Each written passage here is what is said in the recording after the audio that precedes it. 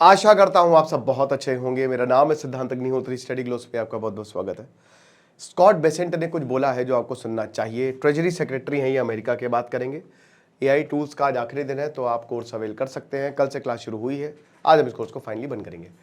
तो भाई स्कॉट बसंती बोल रहे हैं कि हमारे पास अभी वॉर चलाने के लिए अच्छा खासा पैसा है। देखिए, मैं कह रहा था कि मार्च तक वॉर रुकेगी, बट मैं कोई प्रेसिडेंट तो हूं नहीं। मुझे लगता है अभी भी मार्च तक वॉर रुकनी चाहिए, क्योंकि बैकडोर डिप्लोमेसी शुरू हो चुकी है। ठीक है, बैक चैनल डिप्लोमेसी। लेकिन स्कॉट बेसेंट ये कह रहे हैं कि हमारे पास अच्छा खासा पैसे इस वॉर को फंड करने के लिए। देखिए, जब डिफेंस ऑफ वॉर क्रिएट किया गया, डिपार्टमेंट ऑफ वॉर, ठीक है, डिफेंस कोई चेंज कर दिया, नाम ही चेंज कर दिया था इन्होंने। तो ये तो साफ था, उस समय मैंने बताया था आपसे कि भाई डोनाल्ड ट्रंप जो है वो अब युद्ध की तरफ जाएंगे। ठीक है, इसका मतलब ही है 840 बिलियन डॉलर इन्होंने मांगे थे, 156 मिलियन डॉलर इनको मिले। अब ये कह रहे हैं कि हमको 200 बिलियन डॉलर और चाहिए। रिपब्लिकन्स का ये कहना है कि भाई पागल, डेमोक्रेट्स का ये कहना है कि भाई पागल अगल हो गए हो क्या। रिपब्लिकन्स भी और डेमोक्रेट्स भी थोड़े हालांकि रिपब्लिकन है तो फिर कोई दिक्कत नहीं है, बट डेमोक्रेट्स तो काफी ज्यादा रिलक्टेंट है। इन्होंने रिक्वेस्ट किया है कि 200 बिलियन डॉलर दे दो और काम हो जाएगा हमारा। ठीक है, चलो ये इन्होंने बात बोली है। रशिया को 2 बिलियन डॉलर का फायदा होगा। अमेरिका को 6 दिनों में ही 11 बिलियन डॉलर का नुकसान हुआ है। और आज कौन सा दिन है? 23वां दिन है। ठीक है, तो लगभग कितना हो गया? 24 दिन, मतलब 23 दिन, अब 24 मान के चलिए, 24 दिन कल हो जाएंगे।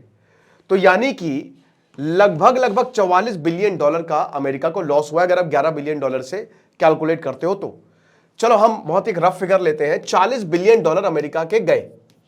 40 बिलियन डॉलर अभी तक ये अमेरिका के लिए सबसे एक्सपेंसिव वॉर है। ये इराक और अफगानिस्तान के बाद सबसे एक्सपेंसिव वॉर, जिसमें अमेरिका को कुछ नहीं मिलना है।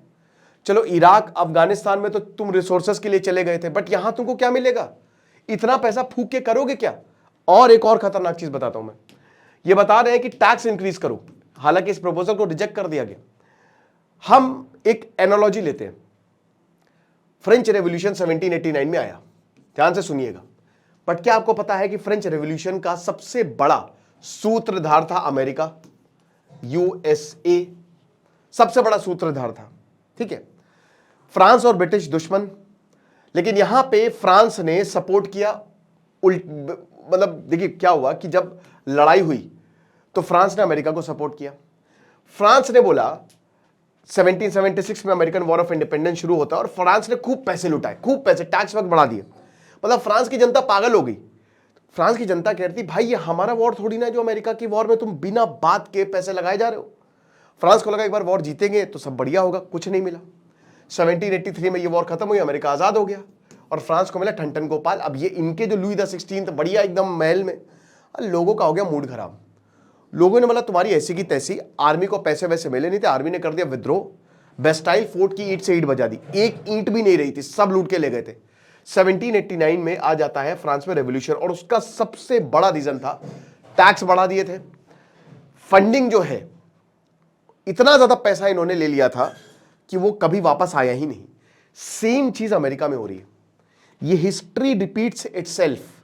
सेम चीज अमेरिका कर रहा है कि अमेरिका पैसे बहुत फूक रहा है, बट रिटर्न आरओआई है ही नहीं, कुछ नहीं है, नथिंग, जीरो। अभी तक अमेरिका को यही नहीं पता चला ये वॉर कर क्यों रहा है। पैसे फूके जा रहा है, फूके जा रहा है, फूके जा रहा है, और ऊपर से 200 बिलियन डॉलर की और मांग किया। अब ये मिल भी जाएंगे। यानी कि एक चीज तो पक्की है कि भाई स्कॉट बेसेंट अगर इकोनॉमिक तौर पे देखें तो लगता नहीं कि वॉर जल्दी रुकेगा, ये वॉर लंबा चल सकता है, क्योंकि बोल रहे कि हमारे पास पैसे की तो कोई कमी नहीं है और हमारे पास और पैसे आ रहे हैं, और जब तक आपके पास पैसे हैं तब तक आप इस वॉर को चलाते रहोगे। भाई इनका जो जेरार्ड फोर्ड है, वही जिसमें टॉयलेट काम नहीं कर रहा था, मैंने लेक्चर भी लिया था उस पर, तो एकदम जाम हो गई थी टॉयलेट, एक घंटे की वेटिंग थी। वो बेचारे वेनेजुएला में 8 महीने के लिए खड़ा हुआ था। ठीक है, और एकदम से डोनाल्ड ट्रंप ने बोला कि अरे अरे वेनेजुएला नहीं, अब सीधा सीधा तुम आओ स्टेट ऑफ हॉर्मोस। आप समझ रहे हो, सीधा इसको स्टेट ऑफ हॉर्मोस बुला लिया। तो यहां वो वेनेजुएला से साउथ अमेरिका से होते हुए वो यहां पे आ गया, सॉरी यहां पे आ गया, इधर साइड पे। अब भाई तुम इधर पे आ गए, ठीक है, तुम चलो यहां पे तुम खड़े कर दिए तुमने जेरार्ड आर फोर्ड। वहां पे 8 महीने का उसका मेंटेनेंस हुआ नहीं है। तुम्हारे फौजी है परेशान, एकदम दिमाग खराब है, करे तो करे क्या, बोले तो बोले क्या। तो याद रखिए कि मिलिट्री का भी मोराल जो है ना वो काफी डाउन है। वियतनाम वॉर क्यों हारे था अमेरिका? वियतनाम वॉर सबसे बड़ी, देखिए ह्यूमन एंगल से सोचिए, सबसे बड़ी प्रॉब्लम थी कि अमेरिकन लड़ने को तैयार नहीं थे। अमेरिकन पागल हो चुके थे कि हम बस जंगलों में खाक छान रहे हैं, यहां तक पानी भर जा रहा है, आधे लोग तो बीमारी से मर जा रहे हैं, और तुमको ससुर वॉर खेलना है। और यही डोनाल्ड ट्रंप के सामने इस समय क्वेश्चन पूछा जा रहा है कि तुम तो इसी कमरे में बैठे हुए हो, तुमको तो कोई मतलब है नहीं, बस मुंह चलाया बोल दिया बक से, मरना तो हमको है। तो इसीलिए डोनाल्ड ट्रंप को लेकर बहुत ज्यादा नफरत बढ़ रही है वहां पे। ये अगर आदमी ऐसे ही साइकिल से निकल गया, इसको पीट दिया जाएगा, और भी बहुत कुछ हो सकता है। आप समझ रहे हो? तो इसीलिए ये भले ही वॉर चला रहे, स्कॉट बेसेंट कह रहे हैं कि ये वॉर लंबा चलेगा, हो सकता है अप्रैल तक खिंच जाए, क्योंकि देखिए अमेरिका कह रहा है कि हम वॉर खत्म कर देंगे, बट ईरान कह रहा है कि तुम्हारे कहने से कुछ नहीं होगा, तुम बोलते रहो जो बोलना है, वॉर हम खत्म करेंगे, हमारी शर्तों पे खत्म होगा। तो ईरान ने तो खुली चुनौती दे दी है, लेकिन अभी 110 और 120 डॉलर के बीच में जो है ना ये प्राइस झूल रहा है पर बैरल। ठीक है, प्राइस ऐसे कभी 115 हो जाता है, कभी 110 हो जाता है, कभी 113 हो जाता है, बट मान के चलिए कि 114 115 डॉलर पर बैरल के करीब जो है वो प्राइस है। अब 120 200 डॉलर तक लेके जाना है। ठीक है, 200 डॉलर, सोचिए $200।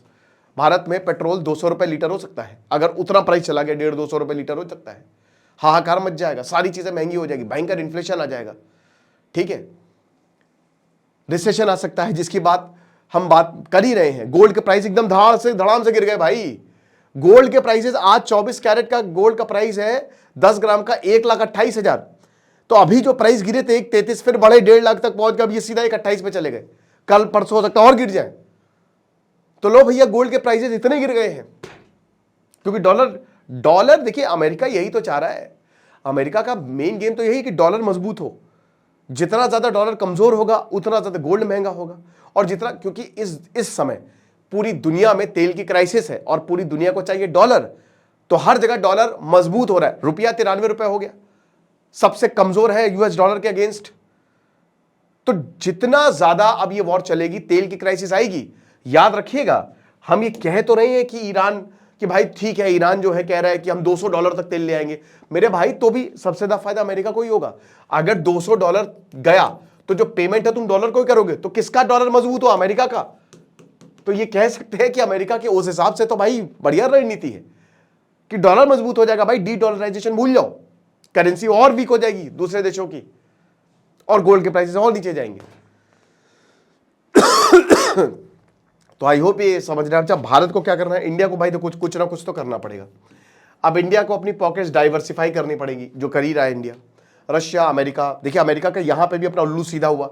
अमेरिका लगातार कह रहा था कि हमसे एलपीजी खरीदो, हमसे गैस खरीदो, हमसे तेल खरीदो। भारत के पास कोई चारा नहीं है। वेनेजुएला से चलिए हमने डील की, लेकिन तब तक ईरान वॉर हो गया है। तो भारत को भी कुछ सोचना पड़ेगा ताकि हमारे प्राइसेस स्टेबल रहे, क्योंकि याद रखिएगा कि हम फर्टिलाइजर भी बहुत ज्यादा मिडिल ईस्ट से खरीदते हैं। ठीक है, और अभी तो हमारे पास चलो 2 महीने हैं, फिर खारिफ सीजन आने वाला है, तो भाई एक फूड क्राइसिस हो सकती है। ठीक है, कि भाई चलो अभी डीपीके और हमारे पास यूरिया के अच्छे खासे भंडार हैं, 2 महीने तक वो भी चल जाएंगे। इतना लंबा युद्ध नहीं चलना चाहिए। ठीक है, मैंने बताया ना कि मार्च तक, लेकिन जिस तरीके से स्कॉट बेसेंट के तेवर हैं और ईरान के तेवर है, ये युद्ध लंबा खिंच सकता है। आपको क्या लगता है? आप मुझे कमेंट बॉक्स में बताइएगा। खुश रहे, पढ़ते रहिए। जैसे सिद्धांत अग्निहोत्री, साइनिंग ऑफ।